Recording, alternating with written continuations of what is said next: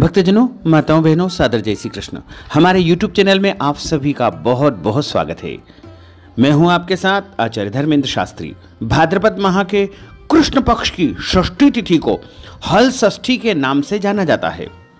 इस दिन सभी माताएं बहनें संतान प्राप्ति के लिए, संतान की दीर्घायु के लिए, संतान की उन्नति तथा प्रगति और कुशलता की कामना के लिए हल छठ का व्रत करती है।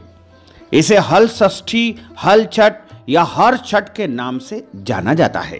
अब हम आपको हर छठ की दिव्य और ज्ञानमयी कथा सुनाने जा रहे हैं। इस कथा को अंत तक सुनिएगा और सुनने के बाद अधिक से अधिक लोगों को शेयर भी करिएगा।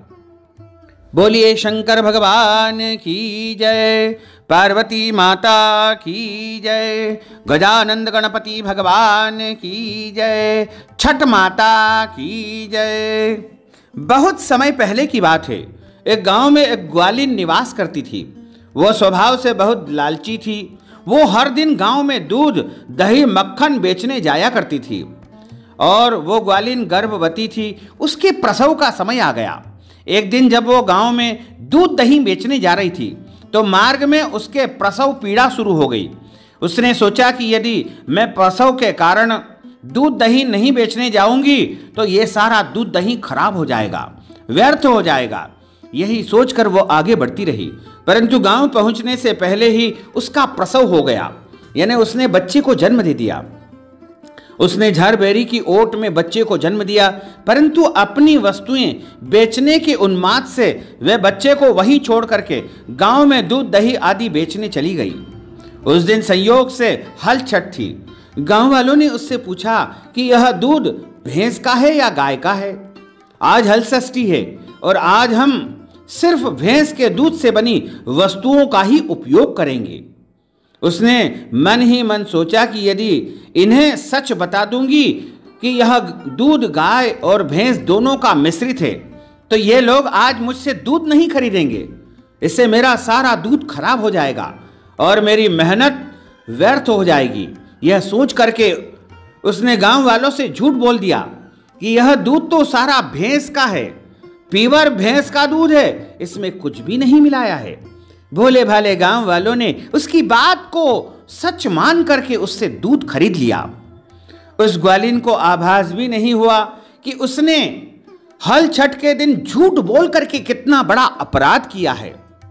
उसके इस पाप कर्म के फल स्वरूप उसने जिस झरबेरी की ओट में अपने नवजात बच्चे को छोड़ा था, उसके पास के खेत में किसान हल चला रहा था।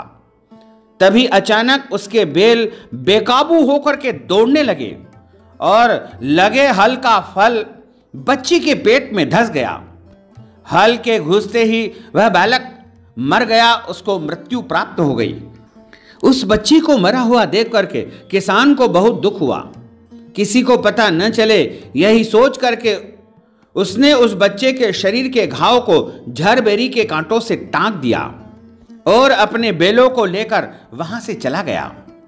जब ग्वालिन दूध बेच करके उस झरबेरी के पास पहुंची तो अपने बच्चे की ऐसी हालत देख करके चीख मार करके जोर जोर से चिल्ला चिल्ला करके रोने लगी। उससे स्मरण हुआ कि आज हल छठ के दिन, हल षष्ठी के दिन मैंने लोगों को झूठ बोल करके भैंस के स्थान पर गाय और भैंस का मिश्रित दूध बेच करके और उनकी पूजा का मैंने खंडन कर दिया है, उनकी पूजा को मैंने भंग कर दिया है। उसने जो अपराध किया है उसी का परिणाम उसे प्राप्त हुआ।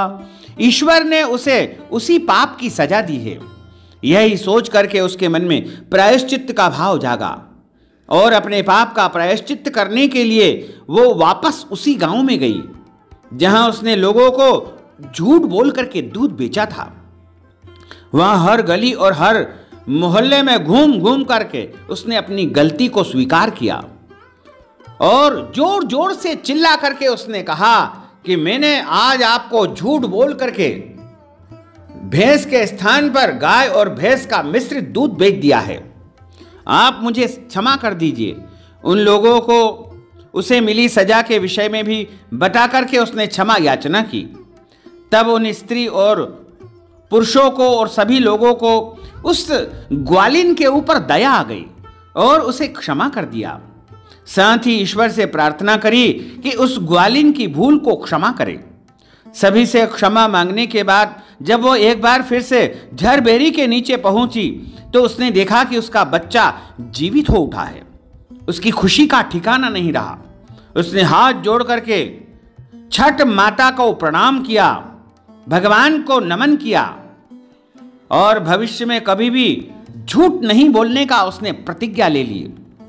और उसने वहां पर एक तालाब नुमा गड्ढा बना करके उसमें छठ माता की पूजा की, भगवान गणेश जी की पूजा की, शंकर पार्वती की पूजा की।